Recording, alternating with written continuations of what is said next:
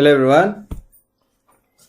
एसई एक्जाम पछि इन्ट्रान्स दिन बस्नुभएका स्टुडेन्टहरूलाई हामीले चाहिँ यहाँ अब केमिस्ट्री पोर्सनको केही इम्पोर्टेन्ट पोइन्ट्सहरू लिएर आएको छौँ, जुन इन्ट्रान्समा एकदम 90 नहुने कुराहरू हो। इन्ट्रान्समा एकदमै धेरै सोधेका छन् यो कुराहरू र ती मेन पोइन्ट्सहरू लिएर आएको छौँ।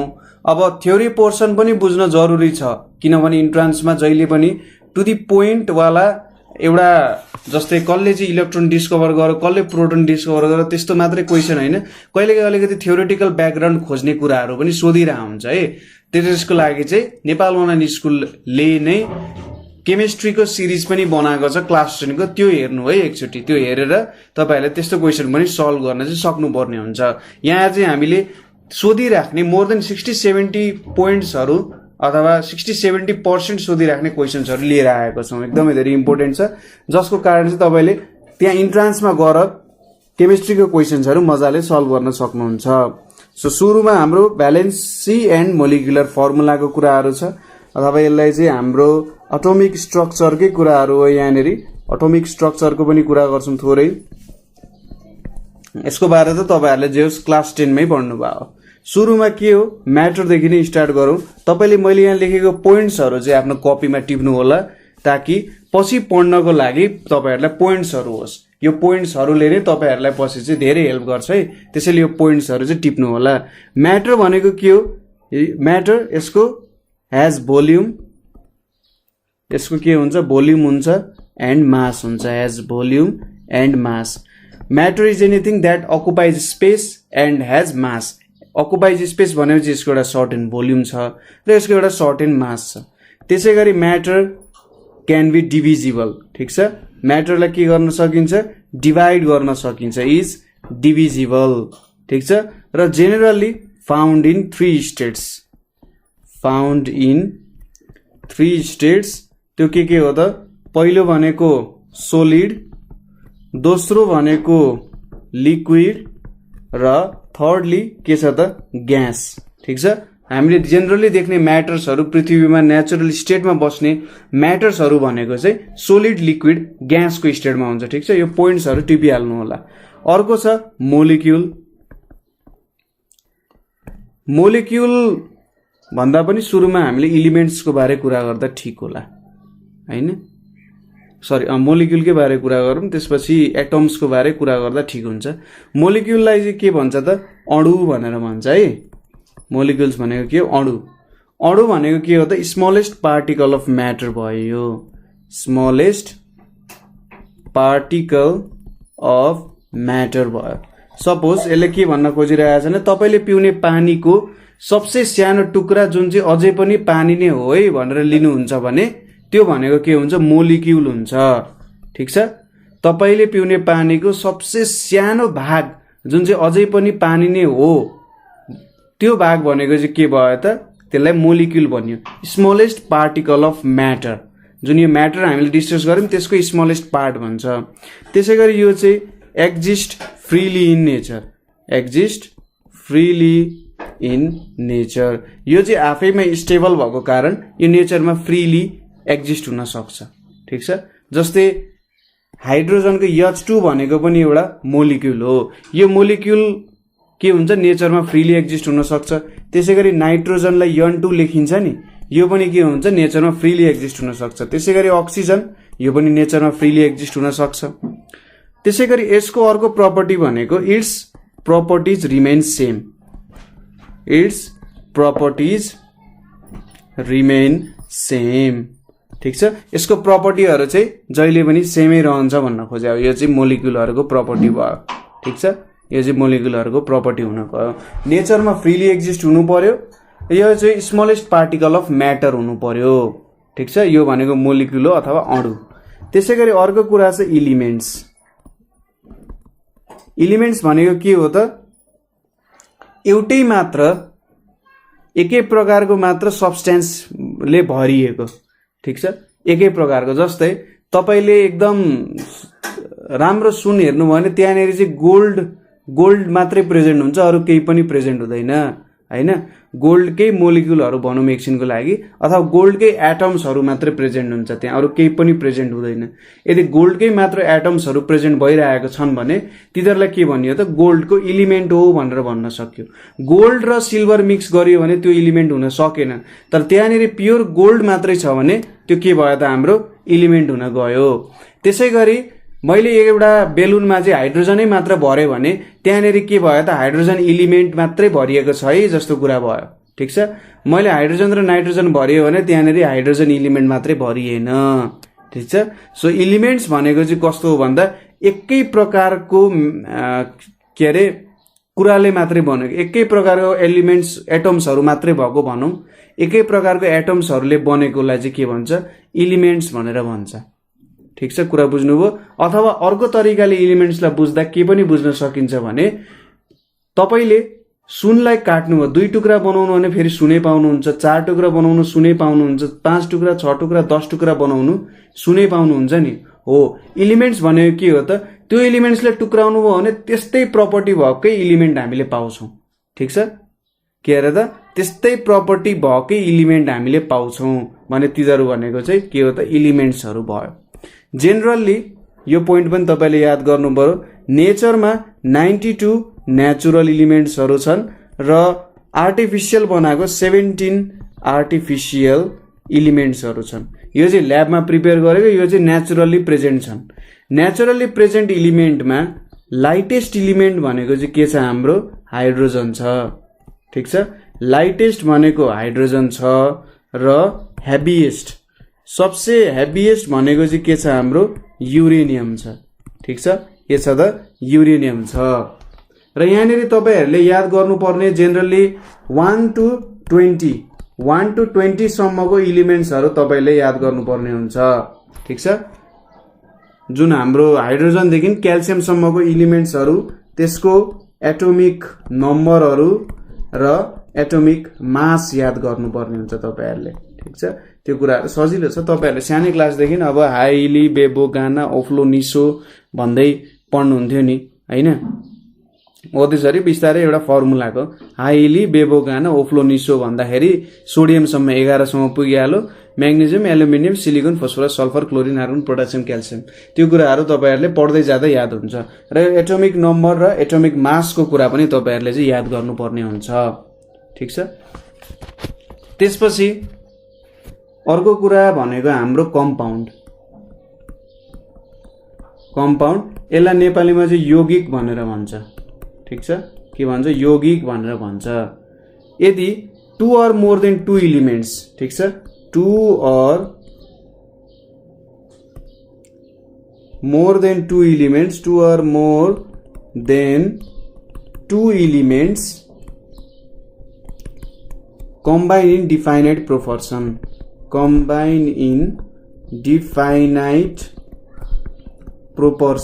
ठीक छ एउटा सर्टेन डिफाइनेड प्रोपोर्सनमा 2 अथवा 2 भन्दा ज्यादा एलिमेन्ट्सलाई चाहिँ प्योर सब्स्टेन्स पनि भन्छ है एलिमेन्ट्सलाई प्योर सब्स्टेन्स पनि भन्छ सो यसरी 2 अथवा 2 भन्दा ज्यादा एलिमेन्ट्सहरु चाहिँ कम्बाइन भएर एउटा फिक्स्ड प्रोपोर्सनमा कम्बाइन भए नयाँ कुरा दिए भने त्यसलाई के भन्छ त कम्पाउन्ड भन्छ जस्तै हाइड्रोजन चाहिँ यहाँनेरि मसँग अर्को अक्सिजन छ हाइड्रोजनको छुट्टै प्रपर्टिजहरु छ अक्सिजनको छुट्टै प्रपर्टिजहरु छन् यो दुईटाले रिएक्ट गर्दा एउटा सर्टेन डिफाइनेड प्रोपोर्सनमा रिएक्ट गर्दाखेरि यसले वाटर दिन्छ जुनको प्रपर्टिज न हाइड्रोजनसँग मिल्छ न अक्सिजनसँग मिल्छ सो हाइड्रोजन एउटा आफैमा एउटा सर्टेन एलिमेन्ट भयो अक्सिजन आफैमा एउटा सर्टेन एलिमेन्ट भयो त्यो दुईटा कुराहरुलाई हामीले जोडेर नयाँ एउटा एलिमेन्ट प्रोड्युस गर्यौं कसरी सर्टेन प्रोपोर्सनमा तिनीहरुलाई कम्बाइन गर्यौं र त्यसले चाहिँ एउटा नयाँ प्रपर्टी भएको एलिमेन्ट प्रोड्युस गर्यो जसलाई चाहिँ वाटर भनेर भनियो त्यसैगरी कार्बन छ अर्को के छ अक्सिजन छ कार्बनको छुट्टै प्रपर्टी छ अक्सिजनको छुट्टै प्रपर्टी छ यो दुईटा जोड्दाखेरि CO2 बनिन गयो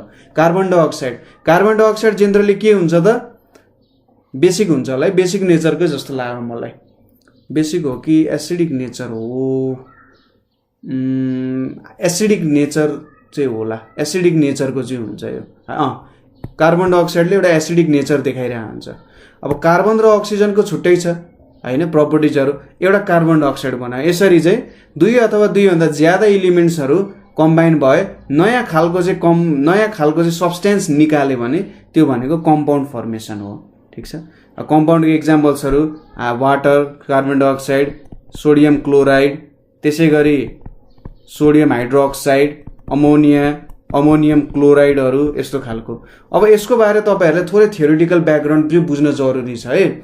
यसको बारे यो रियाक्सनहरू कसरी यो प्रोड्युस भयो, कुन रियाक्सनले यो कुराहरू प्रोड्युस भयो हो त्यो कुराहरू जान्न यो जरुरी छ। एडिसन रियाक्सन, न्यूट्रलाइजेसन रियाक्सन, सब्स्टिट्युसन रियाक्सनहरू त्यो कुराहरू बुझ्न जरुरी छ र तपाईहरुले नेपाल अनलाइन स्कुलको केमिस्ट्री सम्बन्धी भिडियोजहरू भिजिट गरेर त्यो कुराहरू हेर्न सक्नुहुन्छ। इन डेप्थ नलेज चाहिन्छ। मैले भने नि सबै कुराहरू पोइन्ट वाइज त्यो कुरा बुझ्नुपर्छ। यहाँनेरि मैले बुझाउन खोजेको कुराहरू तपाईहरुलाई चाहिँ जुन रिभिजन, र्यापिड रिभिजनको लागि चाहिन्छ नि हो त्यसको लागि हो। ठीक छ। यहाँनेरि सोधिराख्ने पोइन्ट्सहरू हो, तर क्वेशन्सहरू चाहिँ तपाईहरुलाई भित्रभित्र थ्योरीको भित्रभित्रबाट पनि सोध्छ। त्यो भएर त्यो कुराहरू पढ्न पनि एकदमै जरुरी छ। यसपछि अर्को के हो हाम्रो एटम। एटमलाई चाहिँ के भन्छ त परमाणु। अणुको पनि सानोलाई चाहिँ परम अणु भनेर भन्छ। अब एटम भनेको दुईटा शब्दले बनेको छ जसले चाहिँ के भन्छ त काट्न सकिँदैन, इन्डिभिजिबल। ठीक छ। यसलाई चाहिँ इनडिभिजिबल भनेर भन्छ। पहिले चाहिँ के भन्छ त एटमलाई डिभाइड गर्न सकिँदैन। यो चाहिँ डाल्टनले दिएको थ्योरी भयो। डाल्टन्स एटोमिक थ्योरी छ। डाल्टन्स एटोमिक थ्योरीले के भन्यो, एटमलाई काट्न सकिँदैन भनेर भन्यो। अब एटम्सको के प्रपर्टी छ त डाल्टन्स एटोमिक थ्योरी अनुसार smallest particle of an element, smallest particle of an element. अघि भन्यौं हामीले इलिमेन्ट भनेको प्योर सब्स्टेन्स हो। जस्तै तपाईले गोल्डलाई काट्दै काट्दै काट्दै काट्दै जानु हैन, गोल्डलाई काट्दै जाँदाखेरि एउटा यस्तो पोइन्ट आउँछ जुनदेखि गोल्ड काटिँदैन हैन, उसमा गोल्डकै प्रपर्टिजहरू हुन्छ तर गोल्ड त्यो भन्दा बेसी काटिँदैन। त्यो भनेको के भयो हाम्रो एटम्स भयो। एटम्समा चाहिँ के हुने रहेछ त उले एउटा स्मलेस्ट पार्टिकल अफ एन इलिमेन्टको रूपमा भूमिका खेल्दो रहेछ। कम्पाउन्डको स्मलेस्ट पार्ट भनेको मोलिक्युल भन्न सकिन्छ। ठीक छ। त्यो कुरा मैले भन्न बिर्से होला। कम्पाउन्डको स्मलेस्ट पार्ट भनेको के हो, मोलिक्युल हो। त्यसैगरी एलिमेन्टको स्मलेस्ट पार्ट भनेको के हो त एटम हो भनेर भन्न सकिन्छ। हो यो कुरा याद गर्नु होला। र यो चाहिँ may not exist freely in nature. ठीक छ। यो चाहिँ नेचरमा फ्रीली एक्जिस्ट नहुन पनि सक्छ। May not exist freely in nature. ठीक छ। यो कुराहरू भयो। स्वतन्त्र रूपमा प्रकृतिमा नहुन सक्छ। जस्तै हाइड्रोजन मात्रै के हुन्छ त प्रकृतिमा नहुन सक्छ। यो चाहिँ अर्को एलिमेन्टसँग जोडिएर आउँछ। जहिले हाइड्रोजनसँग जोडिएर हाइड्रोजन मोलिक्युल बनाउन सक्छ। अब अक्सिजनसँगै जोडेर वाटर पनि बनाउन सक्छ। कार्बनसँग जोडेर अमोनिया बन्न सक्छ। नाइट्रोजनसँग जोडिएर कार्बनसँग जोडेर मिथेन बन्छ। नाइट्रोजनसँग जोडिएर अमोनिया बन्छ। जहिले पनि के हुन्छ केही न केहीसँग चाहिँ ऊ जोडिएरै बस्छ। अब यहाँनेरि हामीले भनेको थियौं एटम इन्डिभिजिबल हुन्छ। डाल्टन बाजेले पनि त्यही भनेको थिए। तर पछि के भयो भने एटम्स पनि डिभिजिबल हुँदो रहेछ, एटम्सलाई पनि डिभाइड गर्न सकिँदो रहेछ भन्ने कुरा थाहा भयो। र कतिवटा पार्टिकल थाहा पाइयो त 3टा पार्टिकल। एटमलाई ह्यामरले ठोक्दाखेरि के हुँदो रहेछ त यसमा 3वटा पार्टिकलहरू निक्लिँदो रहेछ। के इलेक्ट्रोन, प्रोटोन र न्यूट्रोन निस्किन्छ। ठीक छ। इलेक्ट्रोन, प्रोटोन र न्यूट्रोन यो 3टा कुराहरू निस्किन्छ यहाँबाट। अब इलेक्ट्रोन, प्रोटोन र न्यूट्रोनको बारे हामीले थोरै हिस्ट्री त्यसपछि यसको जानकारी लिन जरुरी छ। इलेक्ट्रोन कसले डिस्कभर गरेको भन्दा कपीमा टिपिहाल्नु है, जे थम्सन। इलेक्ट्रोन जे थम्सनले डिस्कभर गरे हो। यो चाहिँ नेगेटिभली चार्ज्ड छ, नेगेटिभली चार्ज्ड पार्टिकल हो यो। त्यसपछि revolves around nucleus, revolves around nucleus. जसरी पृथ्वी चाहिँ सूर्यको वरिपरि घुम्छ नि, इलेक्ट्रोन पनि के हुन्छ त न्यूक्लियसको वरिपरि घुम्छ। हाम्रो सनको साटो हामीले न्यूक्लियस राखौं। न्यूक्लियसमा प्रोटोन र न्यूट्रोन हुन्छ। प्रोटोन र न्यूट्रोन न्यूक्लियसमा हुन्छ। इलेक्ट्रोन चाहिँ पृथ्वी जस्तो त्यसको वरिपरि घुमिरहेको हुन्छ। ठीक छ। यो इलेक्ट्रोनको कुरा भयो। यसको मास कति हुन्छ भन्दा mass is equals to 9.1 × 10⁻⁻31 KG हुन्छ यसको मास भयो। अथवा 1 हाइड्रोजन एटमको 1 हाइड्रोजन एटमको 1/183 टाइम्स हुन्छ।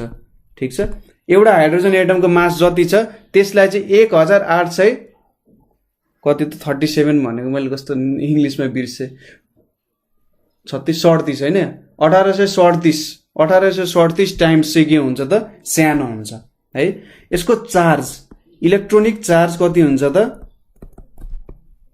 इलेक्ट्रोनिक चार्ज भनेको -1.6 × 10⁻⁻19 कलम हुन्छ। ठीक छ, यो कुरा कपीहरुमा लेख्नु भयो। दोस्रो के छ प्रोटोन छ। प्रोटोन कसले डिस्कभर गरेको भन्दा गोल्डस्टाइन भन्ने मान्छेले।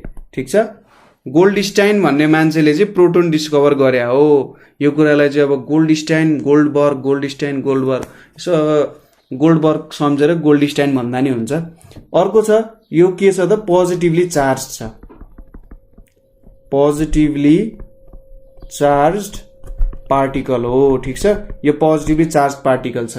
यसको मास कति छ त 1.672 × 10⁻⁻27 केजी यसको चाहिँ मास हो। अब अघि हामीले के भन्यौं एउटा इलेक्ट्रोनको मास भनेको 1/1837 टाइम्स के छ त हाइड्रोजनको मास। एउटा हाइड्रोजनमा एउटा प्रोटोन हुन्छ, एउटा इलेक्ट्रोन हुन्छ। इलेक्ट्रोनको मास एकदमै नेग्लिजिबल हुन्छ। त्यो भएर यो प्रोटोनको मास भनेकै के हो त हाइड्रोजन एटमको मास भयो। सो तपाईले सोध्यो कि हाइड्रोजन एटमको मास कति हुन्छ भनेर सोध्यो भने तपाईले यही लेखिदिनु हो, एउटा प्रोटोनको मास जति हुन्छ हाइड्रोजन एटमको मास पनि त्यति नै हुन्छ। त्यसपछि यो चाहिँ 1837 टाइम्स हेभियर देन के छ त इलेक्ट्रोन छ, हेभियर देन इलेक्ट्रोन छ है। र प्रेजेन्ट इनसाइड न्यूक्लियस, यो चाहिँ न्यूक्लियसमा हुन्छ, प्रेजेन्ट इनसाइड न्यूक्लियस। ठीक छ, न्यूक्लियसमा रहिरहेर बसिरहेको हुन्छ, आनन्दले बसिरहेको हुन्छ, इलेक्ट्रोन वरिपरि घुमिरहेको हुन्छ। अर्को छ न्यूट्रोन। न्यूट्रोन चाहिँ एकजना जेम्स च्याडविक भन्ने मान्छेले डिस्कभर गर्यो। एकदमै ढिलो डिस्कभर भएको कुरा हो यो न्यूट्रोन भन्ने कुरा हैन। जेनरली अब इलेक्ट्रोन र प्रोटोनले नै काम गर्छ भनेर सोचिरहेथे, इलेक्ट्रोन र प्रोटोनले काम गर्छ भनेर सोचेको, तर न्यूक्लियसमा स्टेबिलिटी आएन। न्यूक्लियसमा स्टेबिलिटी ल्याउनको लागि चाहिँ न्यूट्रोन भन्ने कुरा पनि आएको छ दिमागमा। पछि चाहिँ जेम्स च्याडविक भन्ने मान्छेले डिस्कभर नै गरे। यो चाहिँ चार्जलेस हुन्छ, चार्जलेस पार्टिकल हुन्छ। यो पनि इनसाइड द न्यूक्लियस नै हुन्छ, न्यूक्लियसमै बसिरहेको हुन्छ यो कुरा। त्यसैगरी यसको मास भनेको कति हुन्छ भन्दा 1.674 × 10⁻⁻27 केजी चाहिँ यसको मास हुन्छ। र यो चाहिँ heaviest and most stable particle हो, heaviest and most stable particle पनि भनिन्छ यसलाई, heaviest and most stable particle भनिन्छ। ठीक छ, अब यति कुरा बुझिसकेपछि हामीले अर्को बुझ्ने भनेको इलेक्ट्रोनिक कन्फिगरेसन अफ एलिमेन्ट्स। यहाँ चाहिँ हामीले थोरै थ्योरीहरू पनि डिस्कस गरिरहेका छौँ, एउटा ब्रसअप पनि भयो तपाईहरुलाई है। Electronic configuration of elements, electronic configuration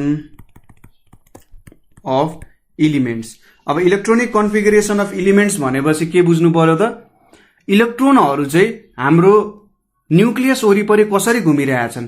जसरी हाम्रो सोलर सिस्टममा अर्थ, मार्स, जुपिटर, भिनस, मर्करीहरू एउटा सर्टेन अर्बिटमा बसेर घुमिरहेछन् नि सनको वरिपरि, त्यसैगरी एलिमेन्ट्सहरूमा जुन एटम्सहरू हुन्छन् त्यो एटम्सहरूमा इलेक्ट्रोन्सहरू चाहिँ न्यूक्लियसको वरिपरि कसरी घुमिरहेको छ भन्ने कुरा म्याथमेटिकली दिने कुरालाई चाहिँ इलेक्ट्रोनिक कन्फिगरेसन भनेर भन्छ। ठीक छ, आफ्नो एउटा सर्टेन लेभलमा के हुन्छ इलेक्ट्रोन्सहरू न्यूक्लियस वरिपरि घुमिरहेको हुन्छ, त्यो कुरा बुझाउनेलाई चाहिँ इलेक्ट्रोनिक कन्फिगरेसन भन्छ। इलेक्ट्रोनिक कन्फिगरेसनमा आउँछ सेल्स। सेल्स भनेको कुन ठाउँमा घुमिरहेको छ भनेर। ठीक छ, सेल्सलाई चाहिँ इनर्जी लेभल्स भनेर पनि भन्छ, इनर्जी लेभल्स अर अर्बिट भनेर पनि भन्छ। ठीक छ, इनर्जी लेभल्स अर अर्बिट भनेर पनि भन्छ। अथवा सिम्पलमा बुझ्नु पर्दा जसरी हाम्रो अर्थ एउटा सर्टेन रेडियस सनलाई सेन्टर मान्ने हो भने सनबाट एउटा सर्टेन रेडियसमा मानेर, अब जेनरली भन्नुपर्दा इलेक्ट्रिकल अर्बिटमा घुमिरहेछ, तर हामी सोचौँ सर्कुलरमा घुमिरहेछ होइन, सर्कुलरमा घुमिरहेछ नि एउटा सर्टेन रेडियसमा घुमिरहेछ हो। यहाँ पनि के हुन्छ, न्युक्लियसलाई सेन्टर मान्ने र त्यही सेन्टर मानेर धेरै इलेक्ट्रोन्सहरू के छ त यसको वरिपरि घुमिरहेको छ।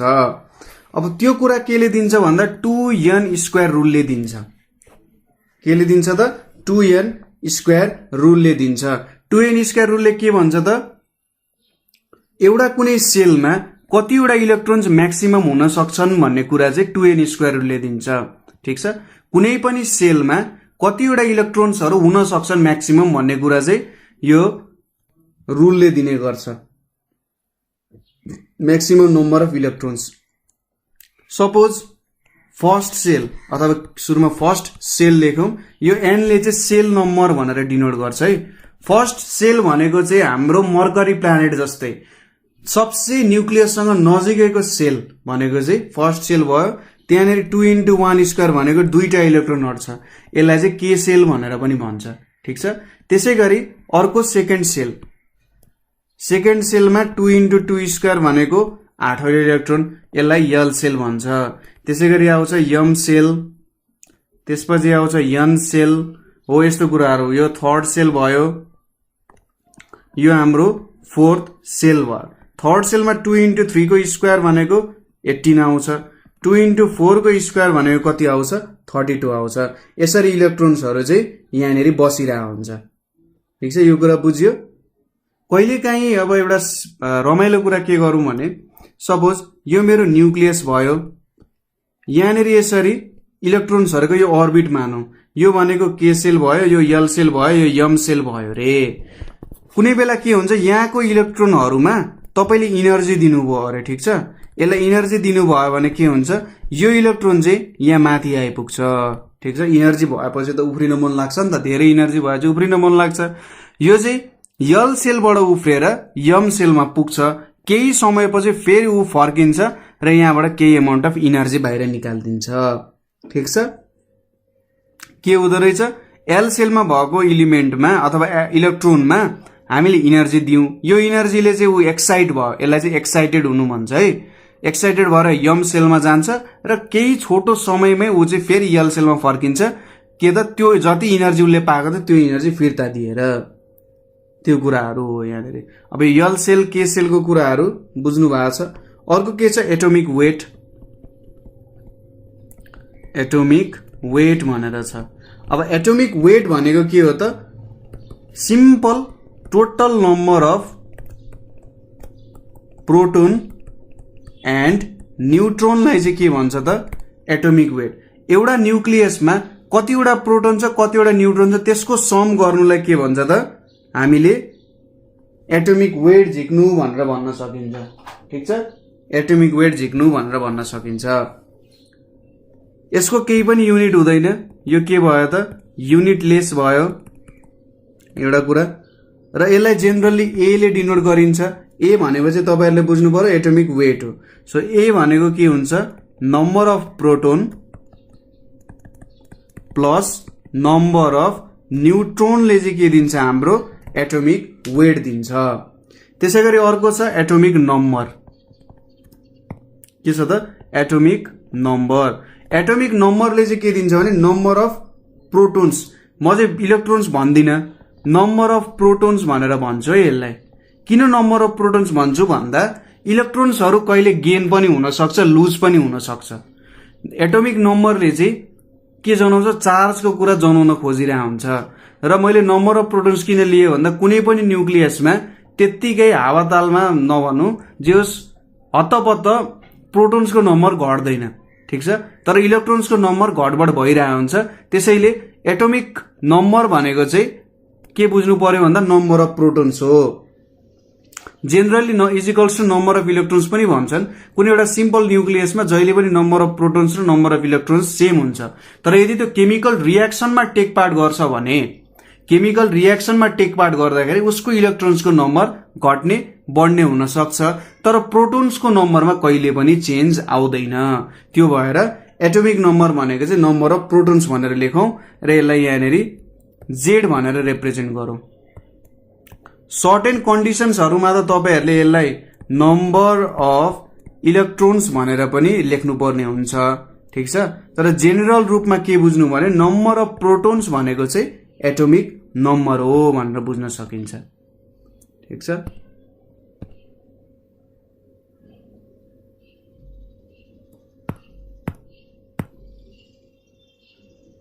जेनरली कुनै पनि हामीले एलिमेन्ट अथवा एटमलाई रिप्रेजेन्ट गर्नु पर्यो भने सपोज हामीले एउटा सर्टेन एक्स एटम भनेर लियौं, यतापट्टि लोअर स्क्रिप्ट अथवा लोअर सबस्क्रिप्ट तिर एटोमिक नम्बर दिन्छ र यतापट्टि माथि चाहिँ के दिन्छ त एटोमिक मास लेखिने गरिन्छ है। अथवा यसरी पनि लेख्ने चलन छ, यो ए भयो, यो एक्स भयो, यहाँनेरि जेड भयो। यो तरिकाले पनि लेख्ने चलन छ, यसरी पनि लेख्न सकिन्छ है। यो दुईटा तरिका चाहिँ जेनरली युज भएको कुरा हो। तपाईले के कुरा याद गर्दा हुन्छ भने एलिमेन्टको टुप्पोतिर जहिले पनि एटोमिक वेट अथवा एटोमिक मासलाई लेखिन्छ र तलतिर जहिले पनि एटोमिक नम्बरलाई रिप्रेजेन्ट गरिन्छ। यो दुईटा कुरा याद गर्नु होला। यसपछि आइजोटोप्सको कुरा हामीले याद गर्नुपर्ने हुन्छ। आइजोटोप्स भनेको के हो त? having same atomic number, having same atomic number, इधरको एटोमिक नम्बर चाहिँ सेम छ बट डिफरेन्ट एटोमिक वेट। इधरको एटोमिक वेट भनेको के हो त? प्रोटोन्स र न्यूट्रोन्सको नम्बरको सम चाहिँ डिफरेन्ट हुन्छ। जस्तै हाइड्रोजनको आइजोटोप्सहरु हेरौं, 1H1, 1H2, त्यसैगरी 1H3 भन्छ। यो भनेको हाम्रो नर्मल हाइड्रोजन भयो। यसलाई ड्युटेरियम भन्छ, यसलाई के भन्छ? ट्रिटियम भनेर भन्छ। यहाँनेरि माथि तल हेर्नुस् त, इधरको सबै एटोमिक नम्बर 111 छन् हैन? सबैमा प्रोटोन एउटा छ भन्न खोज्या हो। अब यहाँनेरि एटोमिक वेट हेर्नुस् त 1 2 3 छ। 1H1 हाइड्रोजनमा न्यूट्रोनको नम्बर 0 हुन्छ, यसमा न्यूट्रोनको नम्बर 0 हुन्छ। अब 2 भइसकेपछि एउटा प्रोटोन छ, यसले एटोमिक वेट दिन्छ यो 2 भन्ने नम्बरले। एटोमिक वेट भनेको number of proton plus number of neutron हो भनेपछि यहाँनेरि के भयो? एउटा न्यूट्रोन भयो। त्यसैगरी ट्रिटियममा के हुने रहेछ? 2 न्यूट्रोन हुने रहेछ। सो आइजोटोप्स भनेको के भयो त? सेम एटोमिक नम्बर हुन्छ अथवा प्रोटोनको नम्बर सेम हुन्छ तर एटोमिक वेट डिफरेन्ट हुन जान्छ। भन्नुको मतलब न्यूट्रोनको नम्बर भ्यारी हुने कारण के भयो त? एटोमिक वेट डिफरेन्ट हुने भयो। अर्को छ आइजोटोप्स अफ कार्बनहरुको पनि आइजोटोप्स हुन्छ। 6C12, त्यसैगरी 6C13, त्यसैगरी 6C14। हेर्नुस् त सबैको एटोमिक नम्बर सेम छ तर मास के छ? डिफरेन्ट छ। भनेपछि सबैमा के भयो? न्यूट्रोन्सको नम्बरहरु के हुने भयो? डिफरेन्ट हुने भयो र यस्तोलाई चाहिँ आइजोटोप्स भनेर भनिन्छ है। यसपछि आउँछ आइजोबार्सको कुराहरु। यहाँनेरि एउटा सम्झिनु पर्ने कुरा भनेको चाहिँ यो ड्युटेरियम भन्ने कुरा चाहिँ न्युक्लियर रियाक्टरहरुमा युज हुन्छ है। न्युक्लियर रियाक्टरहरुमा युज हुन्छ र यसलाई चाहिँ हेभी वाटर भनेर पनि भन्छ, ठीक छ। ड्युटेरियमलाई चाहिँ हेभी वाटर, यो कहिलेकाहीँ सोध्न सक्छ। न्युक्लियर रियाक्टरमा युज हुन्छ ड्युटेरियम, यसलाई हेभी वाटर भन्छ। एकदमै धेरै तातिएको बेला त्यो न्युक्लियर रियाक्टरहरुमा यो हेभी वाटरले चाहिँ एउटा कुलेन्ट भन्छ। कुलेन्ट भनेको जसरी हामीले गर्मी हुँदा पंखा चलाउँछौं नि, त्यसैगरी त्यो न्युक्लियर रियाक्टरहरुमा यो पानीले चाहिँ पंखाको काम गर्छ, ठीक छ। अब अर्को छ हाम्रो आइजोबार्स भनेर छ। आइसोबार्स भनेको चाहिँ ठ्याक्कै आइजोटोप्सको उल्टो, ठीक छ। आइसोटोप्सको उल्टो भनेपछि सेम एटोमिक वेट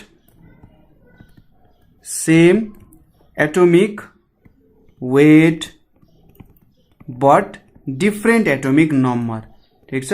के हुने रहेछ? एटोमिक वेट सेम हुने रहेछ तर एटोमिक नम्बर के हुने रहेछ? डिफरेन्ट हुने रहेछ। यसको एक्जाम्पल्सहरु भनेको जेनरली जस्तै आर्गन यहाँनिर 18 छ, यतापट्टि 40 छ। त्यसै गरी क्याल्सियमको पनि 40 हुन्छ एटोमिक वेट, तर एटोमिक नम्बर 20 छ।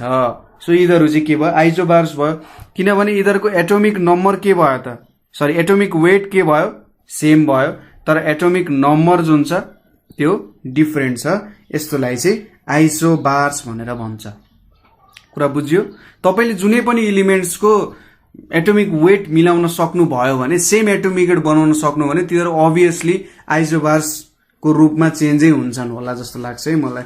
तपाईले तिनीहरूलाई चाहिँ आइसोबार्स को रूपमा लेख्न सक्नुहुन्छ। ठीक छ। यसपछि न्यूक्लियोन्स भन्ने कुरा छ। न्यूक्लियोन्स भन्ने कुरा छ। न्यूक्लियोन्स भनेको के हो, number of proton and neutron. ठीक छ। कुनै पनि न्यूक्लियसमा कतिवटा नम्बर अफ प्रोटोन्स र न्यूट्रोन्स आर कलेक्टिभली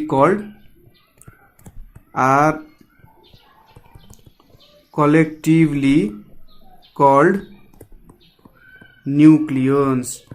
प्रोटोन र न्यूट्रोनलाई चाहिँ कलेक्टिभली के भन्छ त, न्यूक्लियोन्स भनेर भन्छ। जस्तै केटा केटी दुईटैलाई के भन्छ त, मान्छे भनेर भन्छ नि। त्यसै गरी यो त एउटैमा पर्यो, केटा र केटी बीच त डिफरेन्सहरू छ, धेरै कुराहरूमा डिफरेन्स छ, बडीले डिफरेन्सहरू छ, अब बिहेभियरहरूमा डिफरेन्स होला, तर यो दुईटैलाई के भन्छ त, मान्छे भनेर भन्छ नि। दुईटै के हो त, मान्छे हो।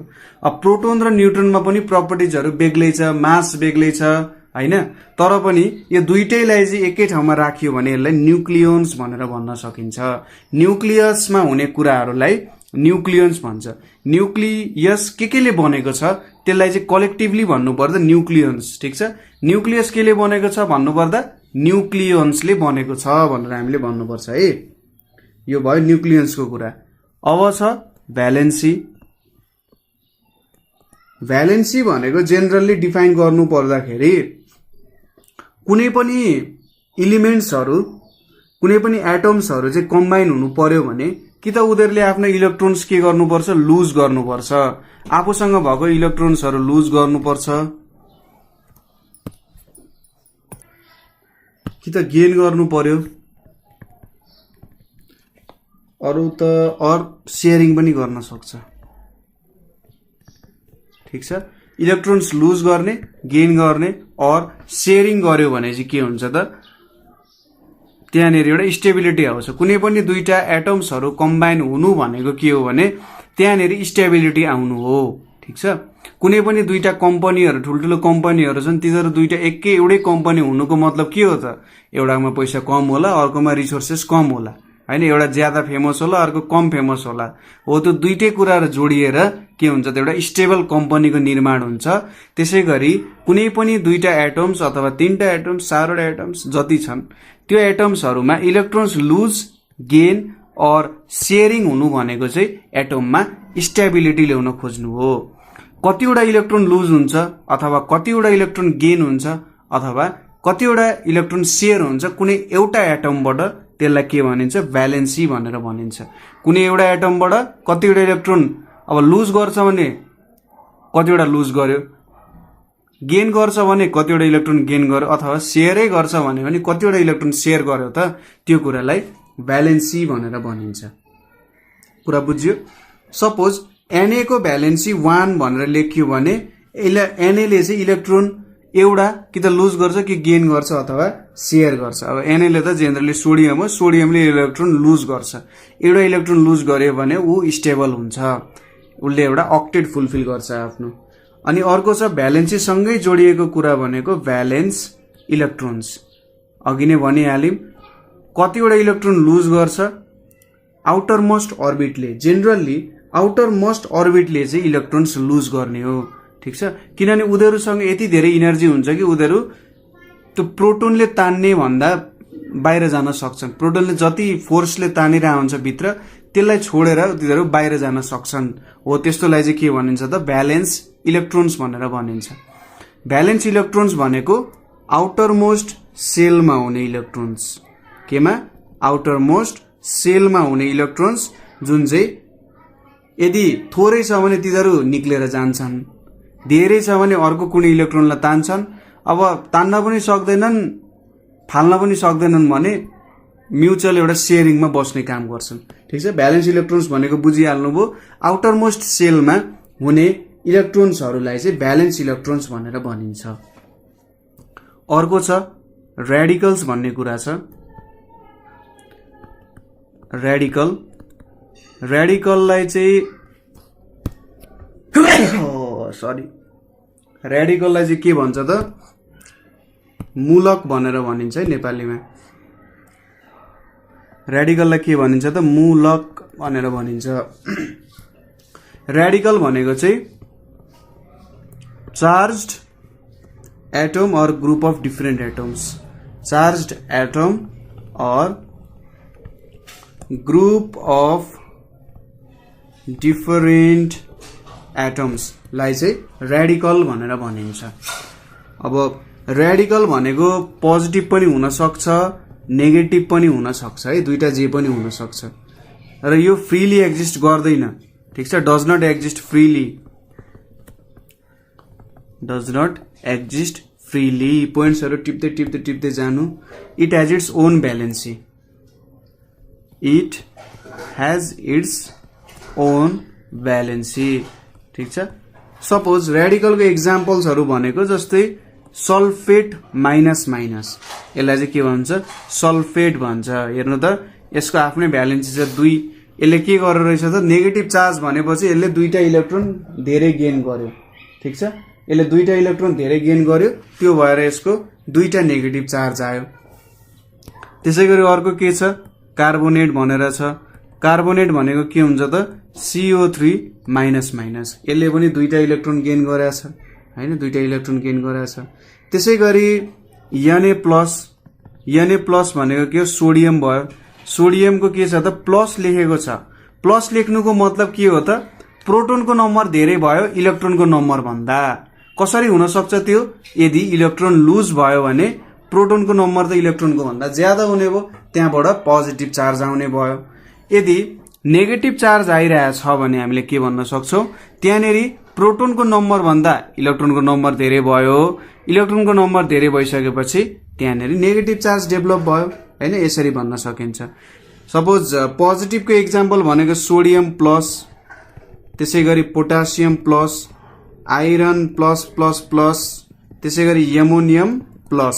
यो भयो हाम्रो पोजिटिभ रेडिकल्सहरु।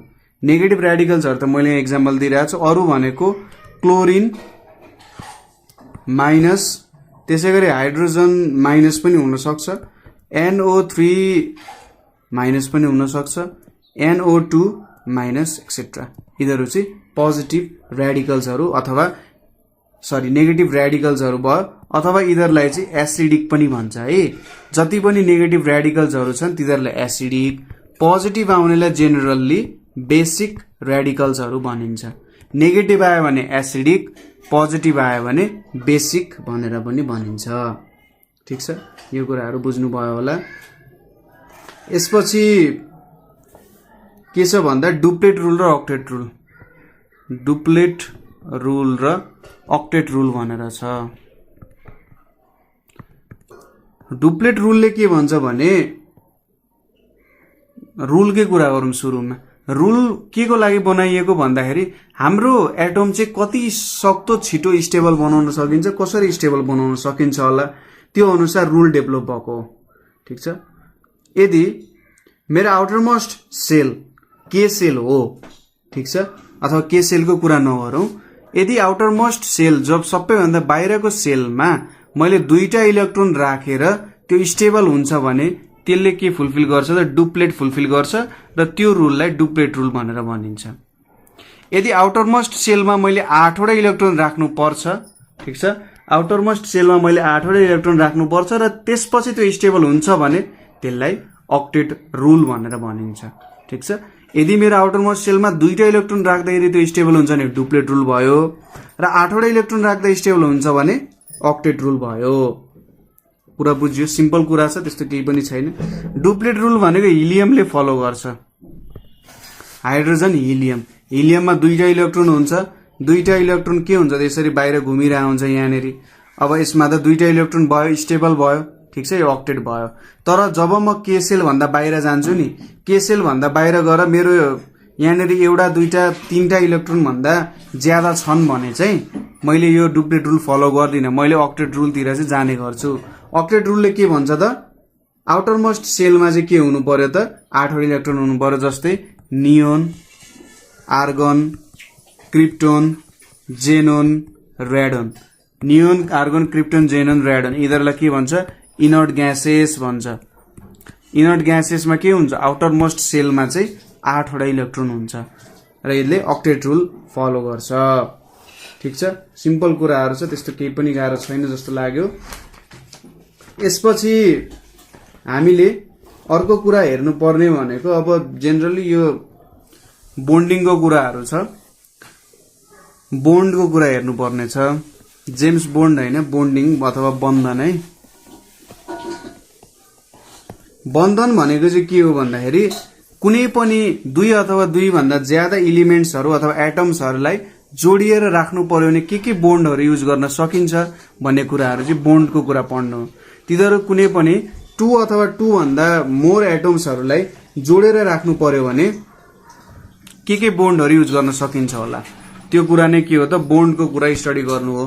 जस्तै पहिलो भनेको के छ, कोभ्यालेन्ट बोन्ड भनेर छ। कोभ्यालेन्ट बोन्डमा के हुन्छ, म्युचुअल सेयरिङ अफ इलेक्ट्रोन्स हुन्छ। म्युचुअल सेयरिङ अफ इलेक्ट्रोन्स हुन्छ।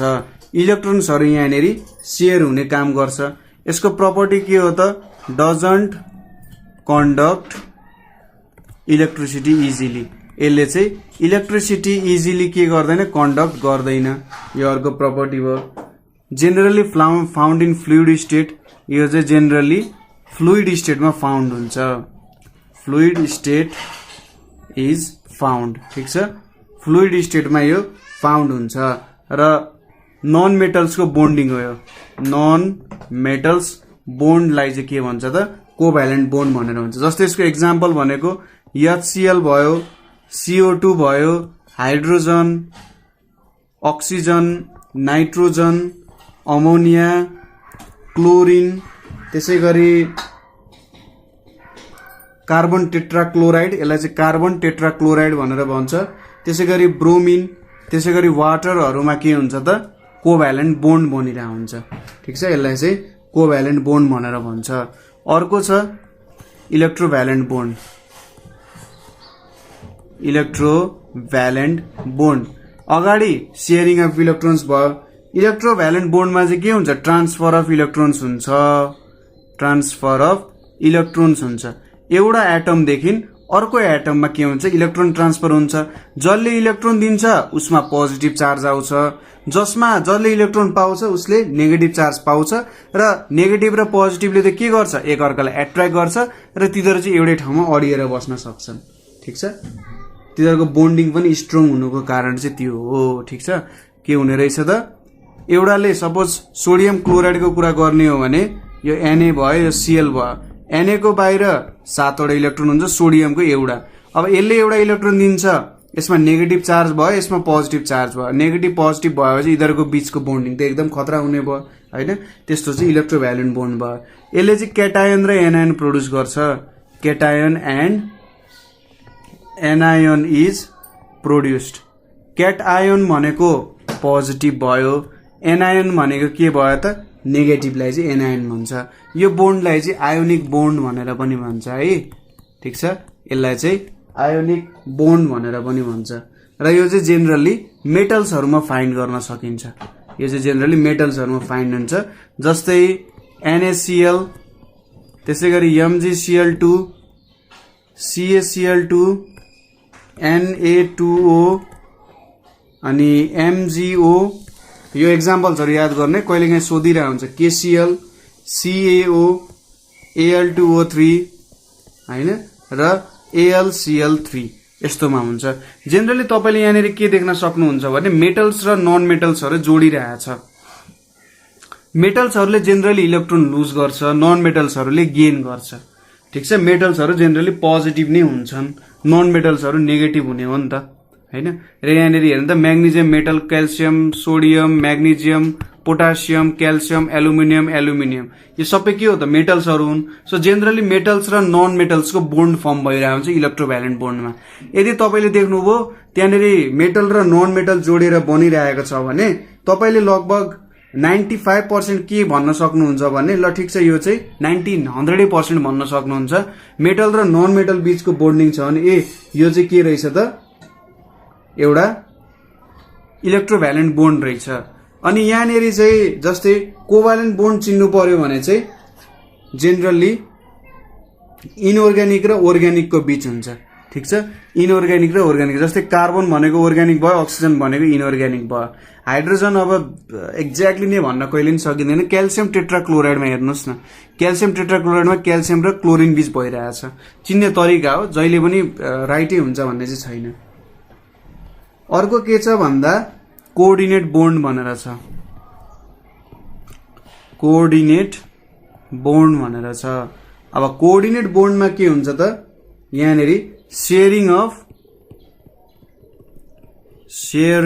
Of lone pair of electron from one atom to another atom, one atom to another atom ले चाहिँ के फर्म गर्छ त एउटा कोभ्यालेन्ट बोन्ड फर्म गर्ने काम गर्छ। ठिक छ, सरी कोअर्डिनेट बोन्ड फर्म गर्ने काम गर्छ। जस्तै यहाँनिर सोडियम छ, सरी सल्फर छ, यसमा कतिवटा इलेक्ट्रोन हुन्छ 2 3 4 5 छ। त्यसैगरी अक्सिजन, अक्सिजनमा कतिवटा हुन्छ 6 वटै हुन्छ, 5 छ। यसो क्रसले रिप्रेजेन्ट गरौँ यसलाई, ल क्रसले रिप्रेजेन्ट गरौँ यसकै इलेक्ट्रोनलाई। यहाँनिर पनि 6 वटा भयो।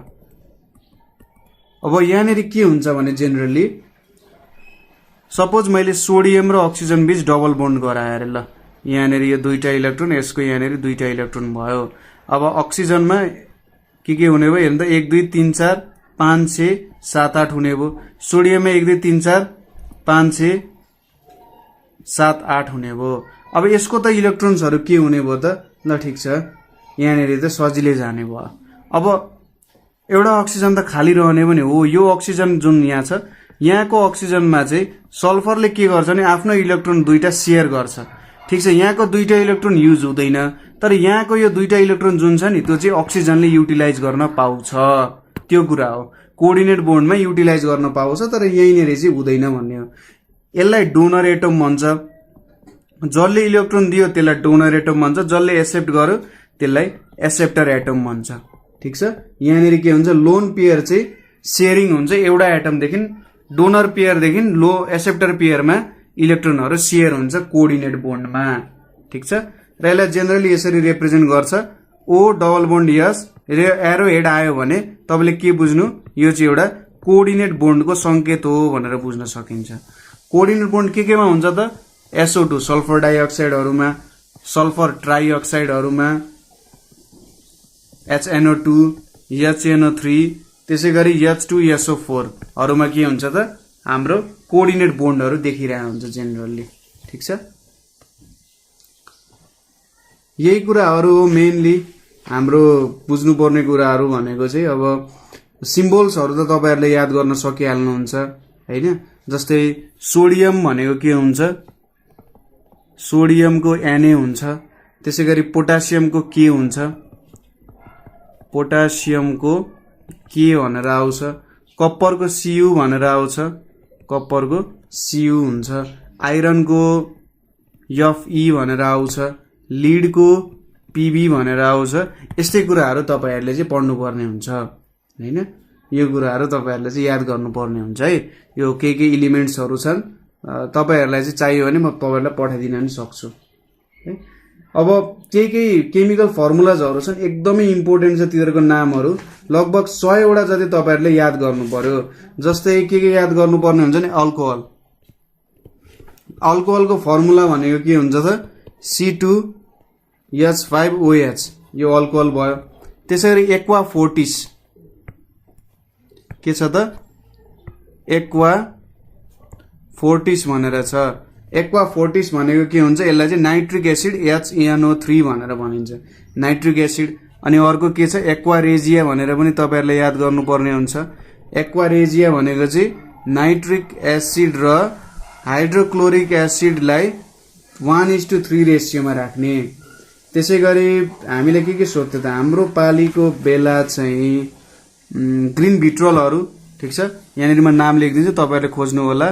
ग्रीन भिट्रियलहरू, ग्रीन भिट्रियल भनेपछि FeSO4 7H2O यस्तो कुराहरू। त्यसै गरी लाफिङ ग्यास भनेको के हो त, nitrous oxide, N2O nitrous oxide भनेको लाफिङ ग्यास भयो। त्यसै गरी ओइल अफ भिट्रियल भनेको चाहिँ के हो, सल्फ्युरिक एसिड, H2SO4 लाई ओइल अफ भिट्रियल भनेर पनि भन्छ। त्यसै गरी marsh gas, azote gas, vital gas, water gas आदि इत्यादि कुराहरू, ओलियमहरू हैन, लगभग 100 वटा जति चाहिँ तपाईहरुले यसको बारे स्टडी गर्नुपर्ने हुन्छ है, नभए चाहिँ अलिकति यो फर्मुलाले गाह्रो बनाउन सक्छ। र यहाँनेरि जुन अघि मैले भने यो एलिमेन्ट्सहरुको सिम्बोल्सहरु पनि तपाईहरुले याद गर्नु होला ताकि प्रब्लम नहोस्। यो कुराहरु तपाईहरुलाई पछिसम्म चाहिन्छ, रमाइलो पनि हुन्छ याद गर्न हैन, त्यो कुराहरु याद गर्न सकिन्छ। सो आज हामीले फर्स्ट च्याप्टरमा स्टडी गर्यौं, फर्स्ट च्याप्टरमा के कुराहरु आउन सक्छ भनेर एउटा टेन्टेटिभ पोर्सनमा हेर्यौं, ठीक छ। यहाँबाट के कन्फ्युजन भयो अझै बुझ्न मन छ भने भन्न सक्नुहुन्छ। यहाँनेरि अब हामीले न्यूमेरिकल्स भन्दा पनि एमसीक्यू कस्तो सोध्न सक्छ भन्दाखेरि जस्तै मोस्ट एबन्डेन्ट एलिमेन्ट अन अर्थ भनेको के हो, एल्युमिनियम। एल्युमिनियम चाहिँ पृथ्वीमा सबसे धेरै पाइन सक्छ। त्यसै गरी अर्को के छ भने सपोज प्रोटोन कसले डिस्कभर गर्यो, प्रोटोन कसले डिस्कभर गर्यो भन्दा गोल्डस्टाइनले डिस्कभर गर्यो हैन। त्यसै गरी जीरो ग्रुपको भ्यालेन्सी कति हुन्छ भनेर सोधिरहेछ, जीरो ग्रुप अथवा ओ ग्रुपको भ्यालेन्सी कति हुन्छ भनेर सोधिरहेछ, 8 हुन्छ हैन। त्यसै गरी के हुन्छ भन्दाखेरि ल्याटिन नेम अफ टंगस्टेन के हो, ल्याटिन नेम अफ टंगस्टेन भनेको चाहिँ उल्फ के भन्छ यसलाई, उल्फ र्याम हैन, उल्फ र्याम अल्फा त होइन, यसलाई चाहिँ उल्फ र्यामै भन्छ, डब्लु।